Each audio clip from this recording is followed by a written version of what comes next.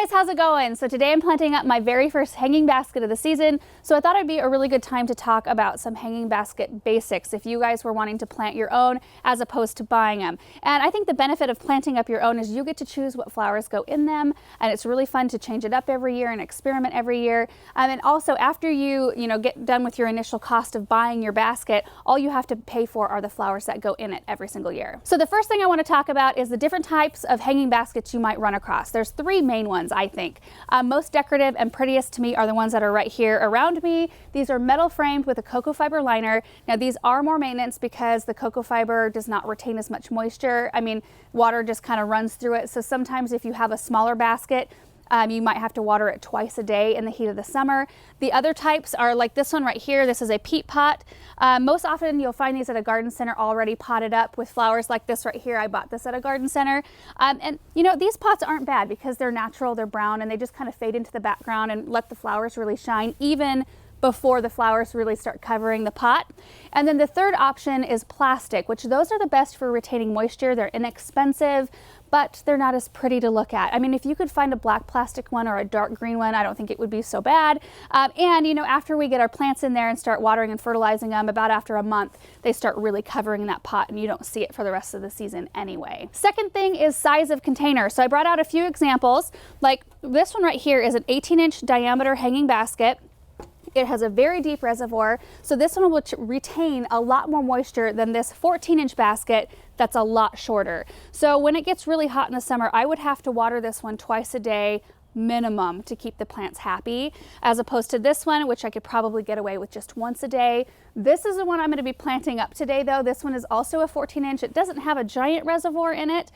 We normally like to set our stuff up on a drip system so that it just automatically waters them. If you can do that with your hanging baskets, that's the best way to go. That way you can leave and go camping or on vacation or whatever during the summer and not have to worry about your flowers.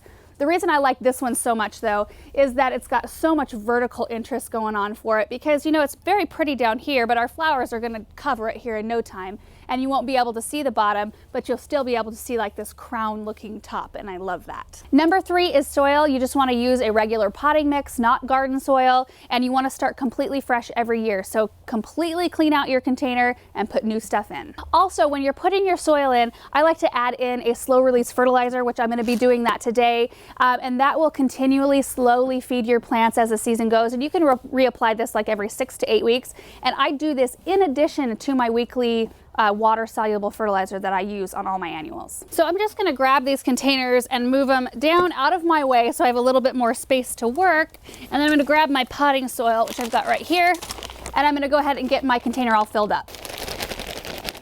So I've left about an inch lip here so that I have enough room to water this to where it's not going to make a mess everywhere. I'm going to go ahead and add 3 tablespoons about of this slow release fertilizer into the soil, and I'm just going to mix it in thoroughly. I'm going to put my gloves on though.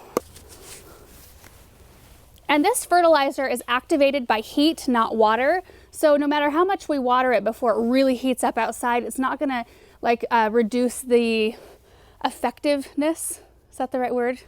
It'll still work. Once it starts to heat up, that's when it'll start really feeding the plants. So now I want to talk about how many plants to use in your hanging basket, and it depends on what size you choose.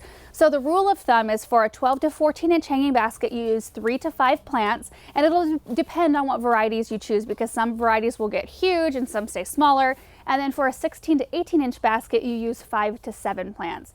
So today I'm planting up 3 Supertunias in this 14-inch basket. So I'm just going to go ahead and get these all planted in here. I think that these are going to be super pretty together. I have experience with this one is Supertunia Bordeaux. This one's beautiful. It's one of my favorites because purple is one of my favorites out in the garden, and it performs really, really well. And then we've got Supertunia Royal Velvet, which is that really clear, just perfect purple. Oh, and I should mention, I am not really teasing the roots because they do not need it. They're not pot bound. And the third one I'm putting in is the Supertunia Picasso in purple. I think that this one's really pretty and it'll bring a bright pop to this arrangement. But I do not have personal experience growing this particular variety, so it'll be a fun experiment to see how all of these do together. Isn't that pretty already, just seeing that color? I'm going to make sure to tamp the soil down and get these really tightly in place. So planting's done. I think it's really pretty. I'm so excited to be planting again these type of flowers. As far as what to plant in hanging baskets, it can be a little overwhelming because there's usually a lot to choose from, especially if you're a beginner and haven't done this very much.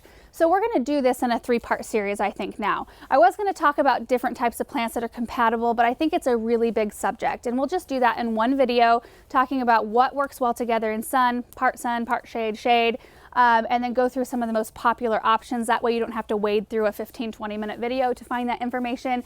And then the 3rd part of the series will be about care and maintenance and what to expect through the season and how to have the most success with your basket. So anyway, I hope this video was helpful to you guys, and we will see you in the next one. Bye.